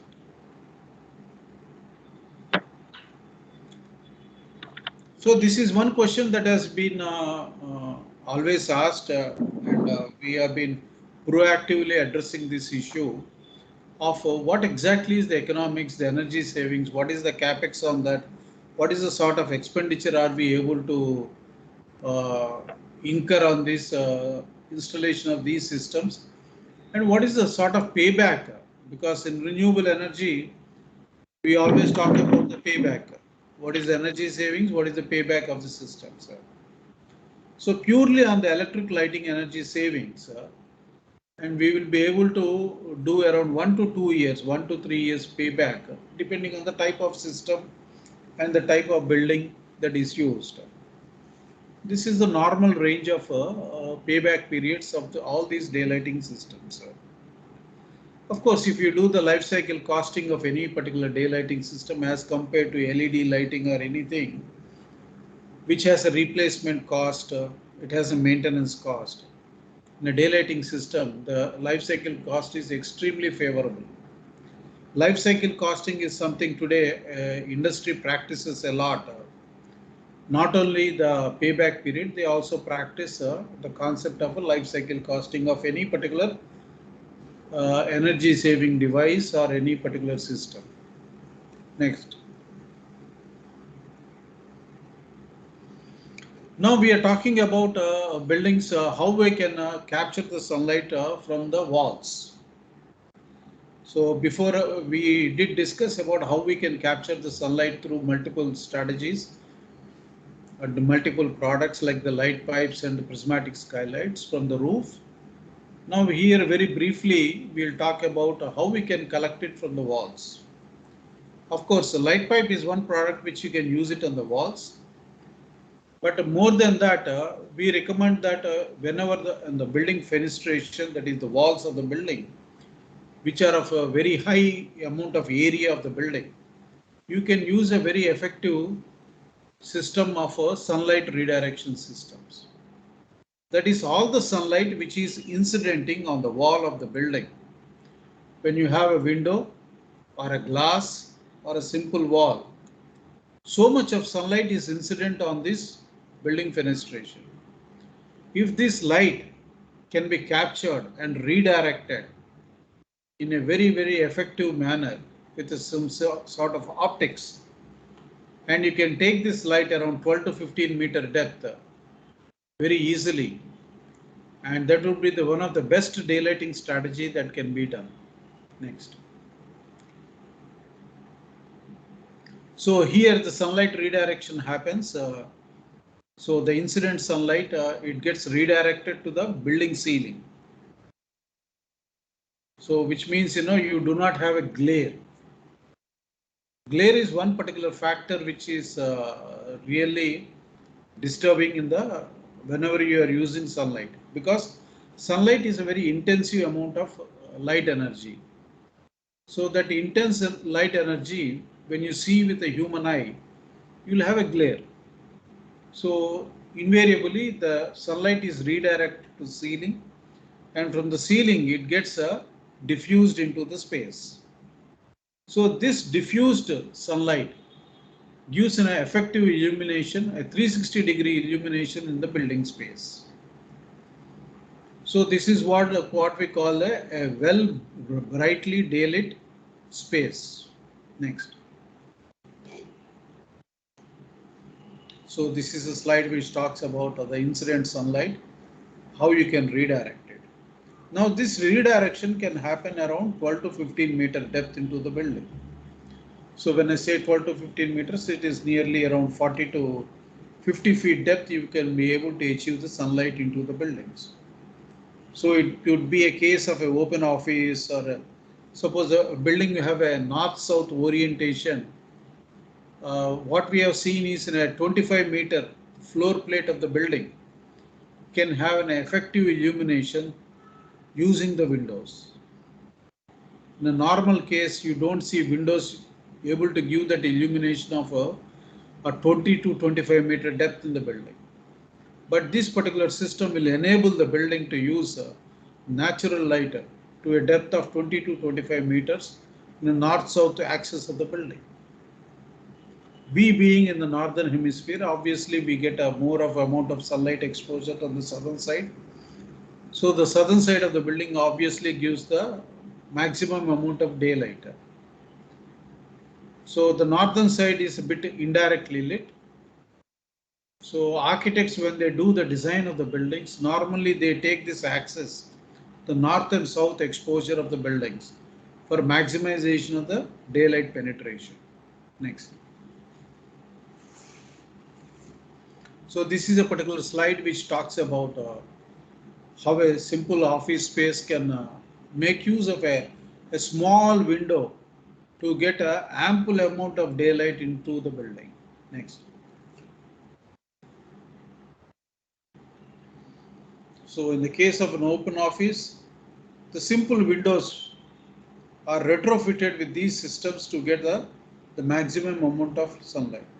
Obviously, these systems are very good to be used in the planning stage, but otherwise also a lot of retrofitting can be done to the existing buildings for these systems. It is not challenging or difficult to do a retrofitting of existing windows to get all your light inside.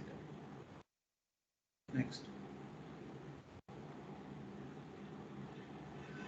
So very broadly, we discussed about the daylighting strategies of how we can make use of the buildings.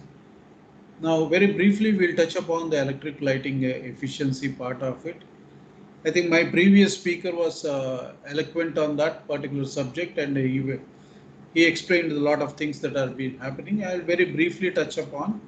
This is the journey of the human mankind through the lighting technologies, right from the simple incandescent bulb to today we are talking of LEDs, which we are delivering more than 100 lumens per watt.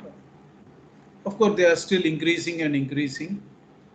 And of course, there are a lot of research also being done today on the quality of the lighting and the different aspects of it.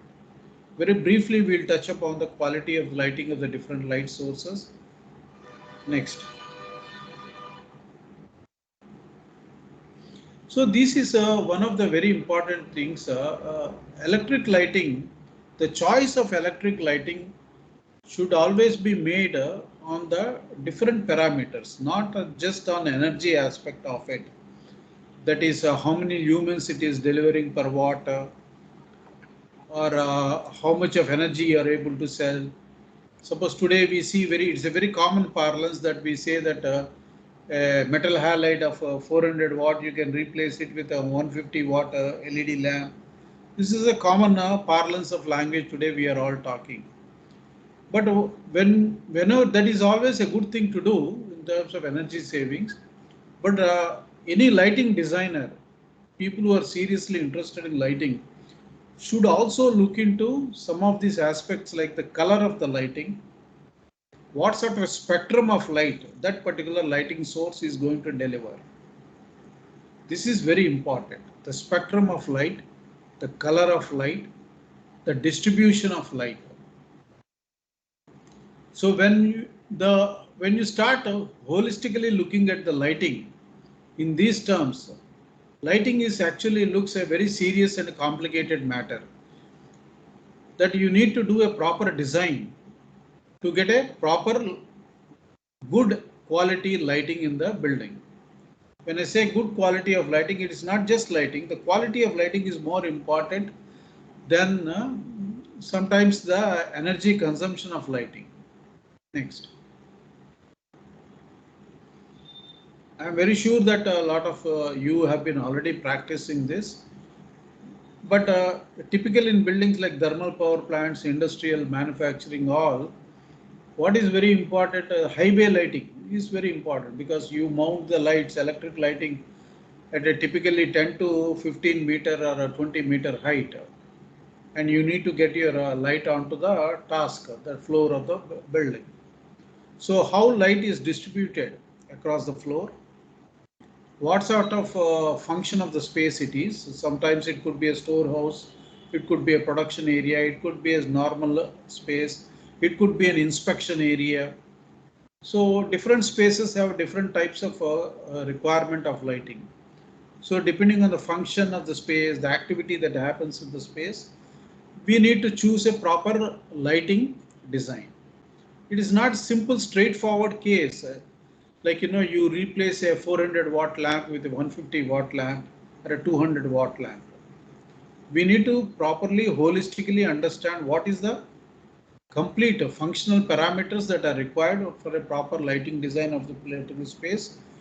Then choose a proper lighting source, whatever it could be, to see that lighting is done very well. See, fundamentally, finally, the user of the space should be very, very comfortable in using that space. This is something which I have seen many a times when I visit a lot of the factories and the manufacturing buildings. The management thinks lighting as a source of energy consumption. They just think that you need to have some light. But the user of the space thinks it differently. Because they connected to the space, they look at it lighting as a differently. How comfortable they are at that particular space. Say staying put at a particular space for 8 to 10 hours in a day, working at the space, they need to feel very, very comfortable. So feeling that comfort is very, very important when you do the lighting design. So over a period of time, I personally realized that lighting is not so simplistic in terms of the design and approach. It is more human-centric. Fundamentally, it is human-centric to the person who uses the space. Next. So color temperature, this is very important depending on the type of space that is used and the place in which this particular building is located. The geographical location of the building is very important to decide the activity, the color temperature of the lighting. So, yeah, next. As I was mentioning earlier, life cycle costing. Today, we have seen that a lot of companies and a lot of institutions are serious about looking at life cycle costing. Today, we talk about daylighting. Whenever the LED lighting, standard manufacturers say that it has a life of 50,000 burning hours. But how many times did you observe 50,000 burning hours? Just imagine if you are using that light source for 10 hours in a day. So which means 50,000 around 5,000 days. And you see the number of years the lighting bulb, the LED lighting bulb has to stand. It gives you typically the calculation around 13-14 years. But till now, most of us, we experienced that none of the LED lighting source has a life of around 10 years. So this is where the lamp replacement cost comes into the picture. So the life cycle costing, the lamp replacement cost, these things are very important when you do the proper lighting design and the choice of the lighting source. All these are very important because when you try to balance the electric lighting and the day lighting, this is a holistic thing when you have to do a proper framework of analysis to understand this. Next. So the last part of it, when we talked about efficient electric lighting, then we talk about day lighting. This lighting controls is very, very important. Unless the buildings are equipped with proper lighting controls, you really will not have any energy efficiency. We have seen that nearly 30% energy savings potential the lighting controls have, and obviously they have a typical payback period on the capex that are involved in less than 1 year or 2 years by effective deployment of lighting controls. Obviously they need to be very reliable and they need to function very well. So very briefly we will go through this concept of a lighting controls and how we can use that one. Next.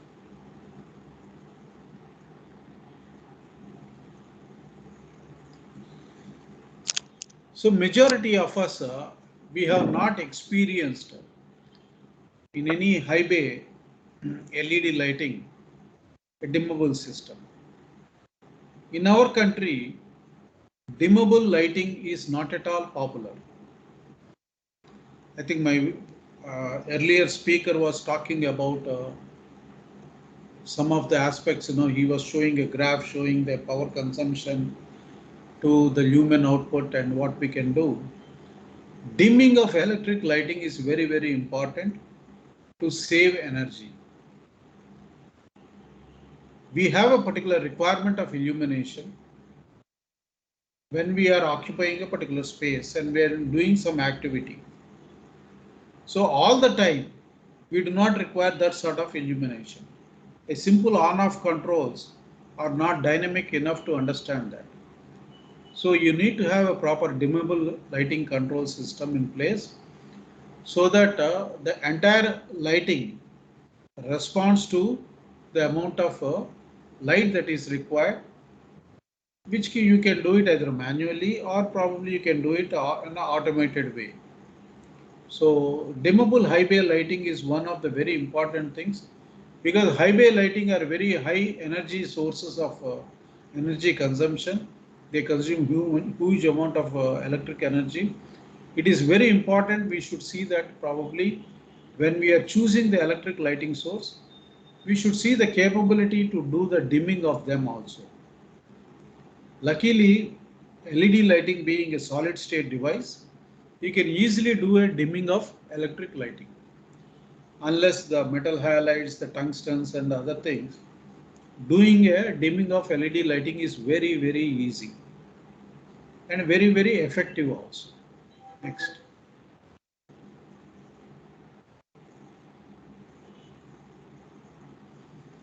So this is a very simple architecture where you have a lighting controller which communicates to all the drivers. So drivers, if they have a typical 0 to 10 volt driving control, so the lighting controller can do a signaling to these controllers and through the drivers they can effectively control the LED lighting source. And of course the signaling, you cannot run all the cables across the building. So wireless signaling communication is very important in these lighting controls. Through a proper wireless communication, the central controller can talk to all the controllers, which can in turn talk to the drivers of the LED lighting sources, and they can do an effective lighting control dynamically in the building space. Next.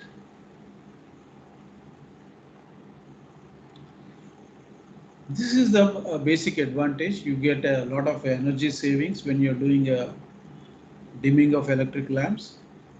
Then the more important, it gives a tremendous amount of convenience. A lot of times when the space is too much of illumination, you have a glare, your eyes also are disturbed. Your eye gets adapted to that high amount of lumens, which is not good. Only when it is required, you should reduce it. Otherwise, your sleeping pattern also gets disturbed with a very high amount of lighting exposure through the day. So this is one of the very important research findings, that the amount of light that is a human eye is exposed through the day is very important. If you have a particular wavelength of light and a high amount of it which you are experiencing through the day, you will not be able to sleep properly in the night at all. Your entire sleeping pattern gets disturbed. So this is the health aspect of it. Probably we may not go very deep into this part of it. Probably this is called the circadian rhythm of the body. So this is very important when we talk about the dimming, why dimming is actually required. Next.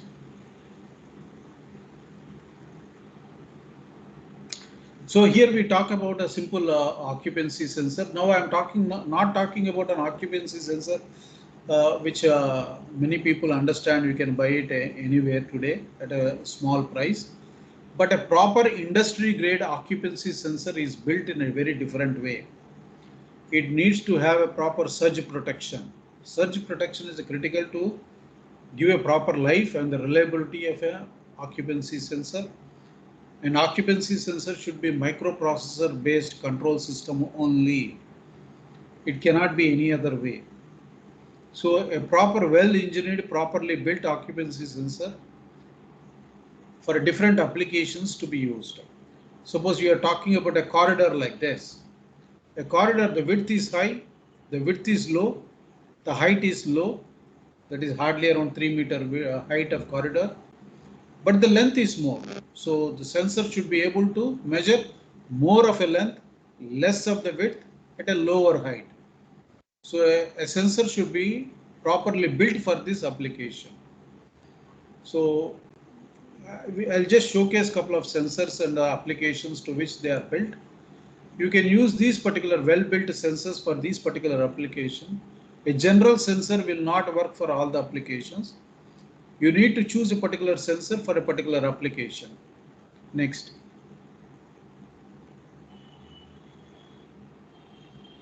Staircases.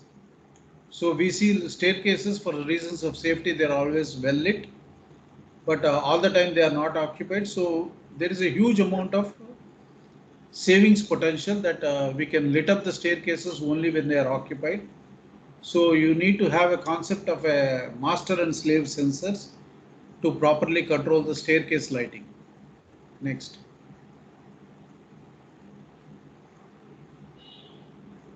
Building basements. Again, you require a huge amount of spatial sensing at a low height. Typically 8 feet, 9 feet height, you should be able to do the sensing of large area, both the driveways as well as the parking bays, all the basements. So this type of sensors are completely different. Next.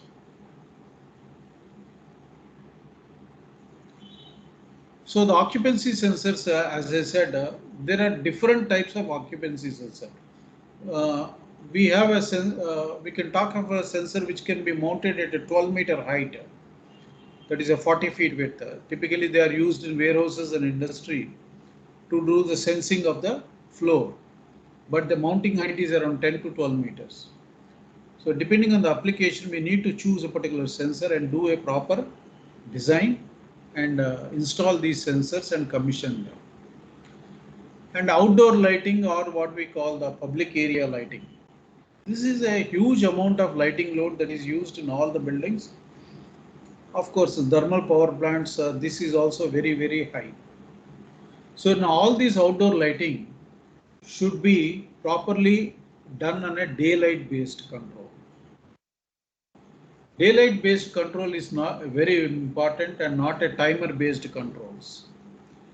because the daylight, availability of daylight changes from season to season, from place to place. So through the year, it dynamically varies. So a proper controlling system based on a daylighting base. Next. And it has a lot of features. It should be loaded with a lot of features of controls. So you should have a dusk to dawn daylight based control. You should have a particular zone control. Then you should be able to equip it with a remote control system. Not necessarily, because in a spatial light, in a public area lighting which is spread in hundreds of acres of land, you cannot go and do a control individually. You should be able to do a remote access and control them. Then probably you should do an occupancy sensing integration also, because of particular lights, if the space is not occupied, they should be able to switch off. So it should be more intelligent, normal than a routine sort of a timer control. So when this lighting control system is properly equipped with the space for this large public area lighting, your savings and more important, your convenience of operation becomes extremely important and useful. So the type of control system that we choose is very, very important. Next. So more or less I will be ending my talk here, where I touched upon just as a summary, I talked about the daylighting part of it, the importance of it. Then briefly we talked about the electric lighting, the choice of it, and the sources of lighting that can be used and how we need to choose that particular electric lighting. Then we talked about the lighting controls to integrate the electric lighting to the daylighting part of it. Then all other lighting controls which are possible for any particular building. It could be in a manufacturing space, it could be a commercial space, it could be an independent home, it could be a residential apartment. You can choose the type of lighting controls and the sources of lighting, and you can do an effective energy efficient lighting. Today I do not require you to tell you that 35% of the energy that is produced in the country is used by the buildings, and 80% of this energy consumption goes for lighting and air conditioning. The balance of the utility is just 15 to 20%. So lighting is such an important thing in terms of energy consumption to make the buildings carbon neutral and push the buildings towards net zero. We need to control this electric lighting, reduce the demand on electric lighting, make it more intelligent, and make it more adaptable to the human needs in the building is very important. This is where the entire profession of lighting energy design becomes so important to the public. So just I will, the industry practice today, what we see is not a particular company giving a source of lighting. So a good quality lighting designers who are experienced in the industry to be brought into the space, to be consulted, to give a holistic lighting controls and the design, so that the entire lighting design becomes very energy efficient and more comfortable to the building occupants. Thank you. So I can take any questions on this subject matter right away. Participants, if you have any questions, you can discuss.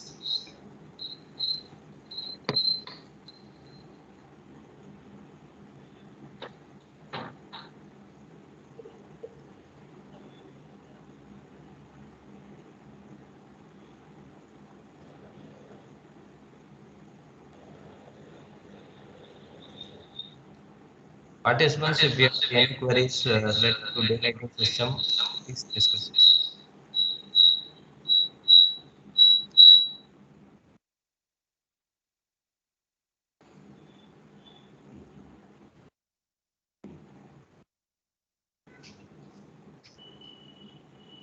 So I think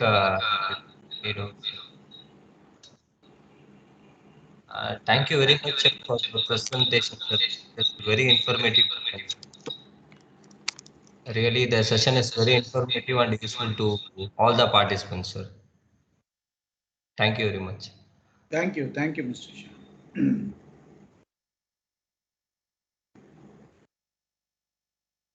Participants, I have shared the feedback attendance form in the WhatsApp group as well as to your registered email. Please submit that. The next session will resume at 11:30 a.m.